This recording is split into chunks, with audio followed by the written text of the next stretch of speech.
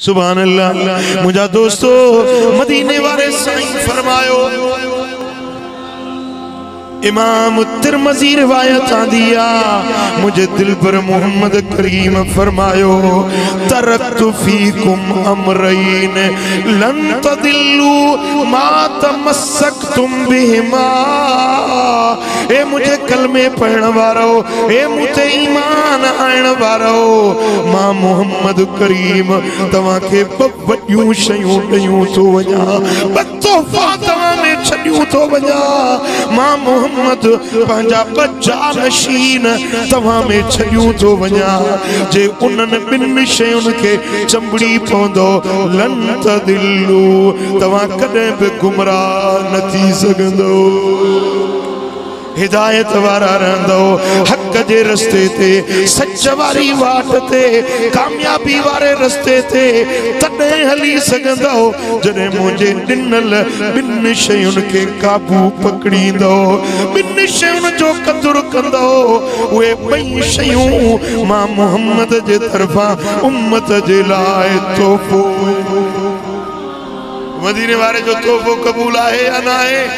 कंहिंखे यो तोहफ़ो वणे थो, खुदा खुश कंदो। साईं फरमाइनि था, किताबुल्लाह व इतरती अहल बैती।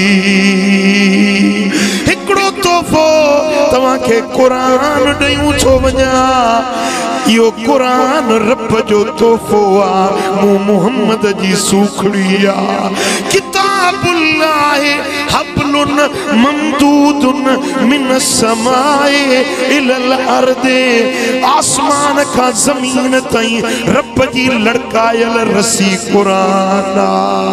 कुरान जो हिकिड़ो छेड़ो तव्हां कंडियारे वारनि वटि, ॿियो छेड़ो रब जी ज़ात वटि। जे कुरान के चंबड़ी पियो त तव्हां रब सां मिली वेंदो। यो कुरान तव्हां के रब जी रहमत में रसाइण वारो।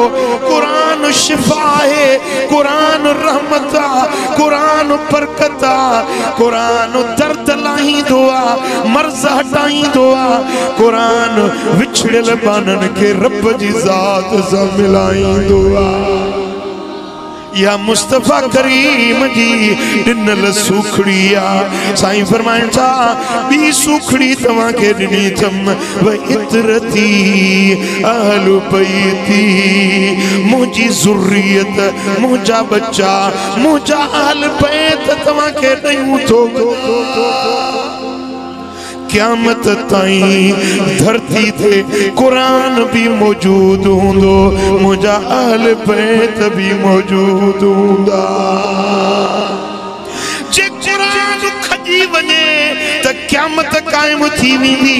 जे अहल बैत धरती ते न रहनि, क़यामत कायम थी वेंदी। साईं फरमाइनि था त कुरान जी हिफ़ाज़त जो ज़िम्मो अल्लाह खयो आ, अहल बैतन जी हिफ़ाज़त जो ज़िम्मो भी अल्लाह कयो आ। मदीने वाले साईं फरमायो त मुझो कुरान भी धरती ते कायम हूंदो, मुझा बच्चा, मुझा अहल बैत भी धरती ते कायम हूंदा। हर दौर में, हर खिते में, हर इलाके में, हर कौम वट, हर कबीले वट, हर ज़िले, हर तालके, हर मुल्क जे अंदर कुरान भी हूंदो त मुस्तफा जा अहल बैत भी हूंदा।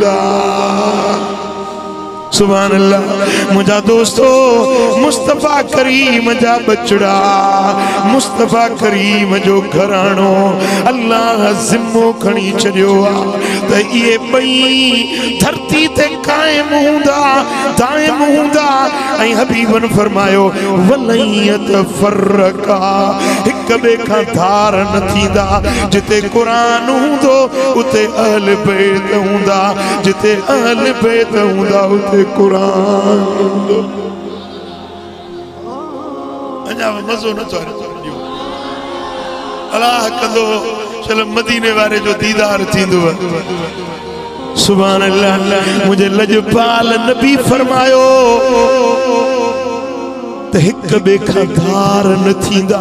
क़ुरान अहल बैतन सां हूंदो, अहल बैत क़ुरान सां हूंदा। अॻिते हिकिड़ो मदीने वारे साईं अजीब जुमलो फरमायो। साईं फरमाइनि था फंजुरू कैफ तखलुफूनी फीहिमा। ॾिसजो ॾिसजो मुखां बाद में मुझे इन्हनि ॿिन्ही सूखड़ियुनि सां तव्हां बर्ताव कहिड़ो था कयो। मुझे क़ुरान सां तव्हांजो ताल्लुक कीअं आहे? मुझे बच्चनि जी इज़त कयो था या नथा कयो? मुझे घराणे जी इज़त सुञाणो था या नथा सुञाणो? जॾहिं क़यामत थींदी तव्हांजी मुंहिंजी मुलाक़ात हौज़े कौसर से थींदी। मुलाक़ात जो मियाद हौज़े कौसर आहे। मुझे कलमे वारा मुझे मथा ईमान आयण वारा हौज़े कौसर से मूंसां मिलंदा ऐं मुंहिंजा क़ुरान ऐं मुंहिंजा अहल बैत इहे ॿई बि हौज़े कौसर से गॾु अचे मूंसां मिलंदा।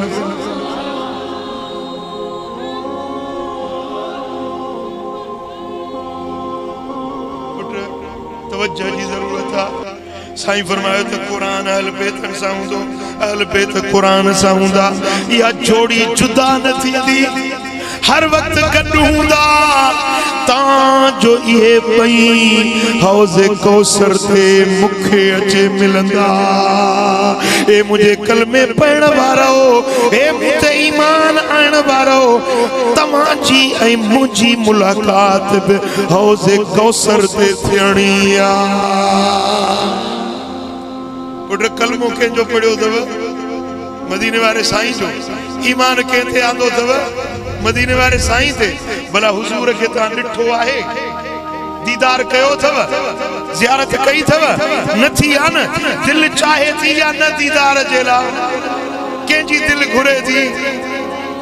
हर आशिक चए थो मौला मोहम्मद में ॾिसां मन हेल सिके मुंहिंजो मन थो मदीने का। है मौला मोहम्मद में ॾिसां मन हेल सिके मुंहिंजो मन थो मदीने का।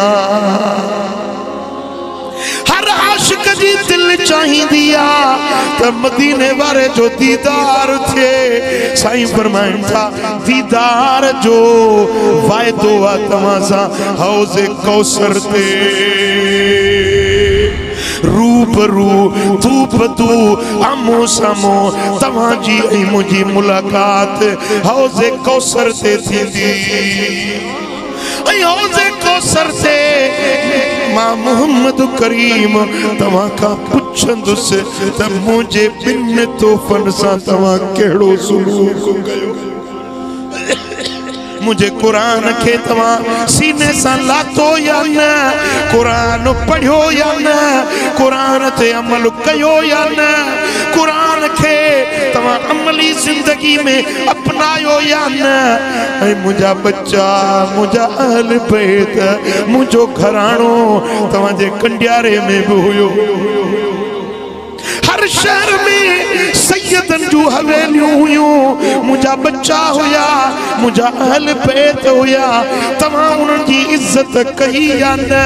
तव्हां उन्हनि जो मान सुञातो या न? तव्हां उन्हनि जी आजियां, उन्हनि जी ख़िदमत, उन्हनि जे दर जी हाज़िरी ॾिनी या न? साईं फरमाइनि था हौज़े कौसर ते मां मोहम्मद तव्हां खां इन ॻाल्हि जो पुछाणो कंदुसि।